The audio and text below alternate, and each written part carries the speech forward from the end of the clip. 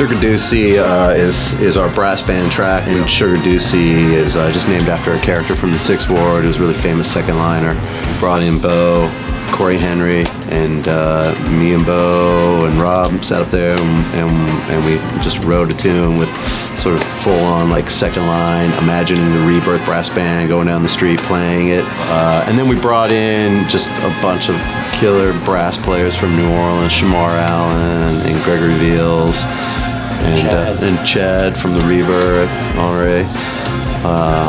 And we were recording it all here in the studio. It's actually like a demo that we had made for Lyrics Born. Oh yeah. That didn't end up getting used on the Lyrics Born album that Ben and I produced. So we were like, well, maybe we could turn this into a Galactic thing. So changed it up a little bit and brought in JJ Gray to write and record some vocals for that. And we have such a long, great relationship with JJ.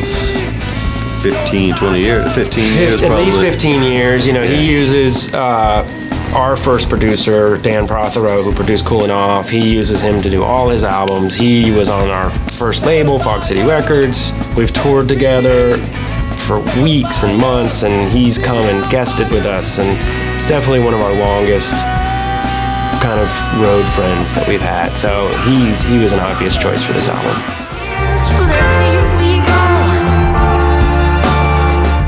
Got such a singular, unique voice that I just think fits the song really well. So we're just really excited to have her part of it. Fight like tooth and nail, make love so well. He, toured for about a year with Maggie, David Shaw. When it came time for Dalla Diva, it just kind of had this upbeat kind of feel that we thought would work great for them. They did a track on our last album called Hey Na Na, which was, really well received, and so we were like, let's do it again with them. Yeah, it was just a great collaboration for us.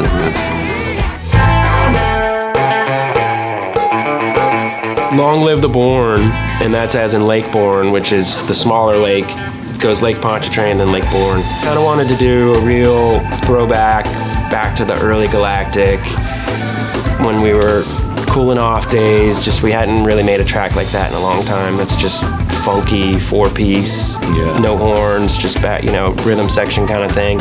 So gave it that approach from the beginning.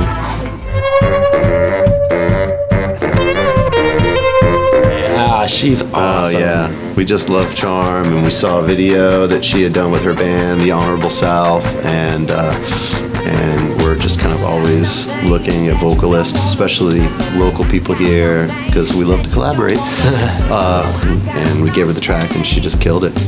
Domino, domino. You take one step forward. Produced his last two records, and he's another guy that we go to as a lyricist. He ended up writing the singles for both the Trombone Shorties records, and so he was an obvious choice of a lyricist for us. And once again, he demoed it up, and he sounded so good on it. He's a really soulful singer, and so it just made perfect sense to keep him in there. Yeah, he was just kind of a natural fit for us. That was like truly one tune that came together as really like a jam in the studio. It's probably the most jam song on the album, even though it doesn't sound like that as much. But it was just everybody kind of we decided to all get together in the studio and play together and kind of make a song out of it. And so it took bits and pieces of here and there and made it into a shorter track than it was live. Doesn't make a difference at all. Again, it was kind of a demo that Ben and I made, and he had written this melody and The title. And the title, yeah, that's right. Yeah. The title, and we automatically knew that it was going to kind of have a kind of old schoolish vibe, the way it was going, and so we brought in John Michael, who's a local musician, songwriter. He wrote it with somebody like Mavis in mind. We've had a connection with Mavis, like she's come out and sat in with us before. So we just reached out to her, and luckily she was totally down to sing it. She killed it.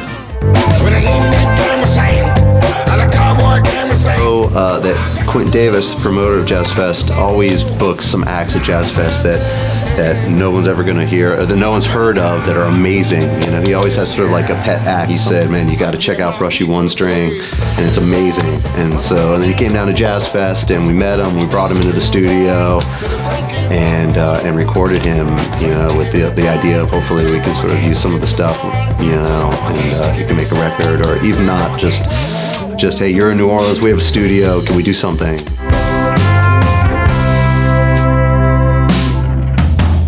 Today's Blues is actually a song that we've had around for a while. We just have never played it live or really recorded it. We probably wrote it like 12 years ago, and I think it was pre-Katrina. And we were making this album, I just thought it would be a good fit for the vibe of the rest of the album. So we recorded it and brought in some horns and added more to the song than had originally been written. And just thought it was a good capper and a good end to the album.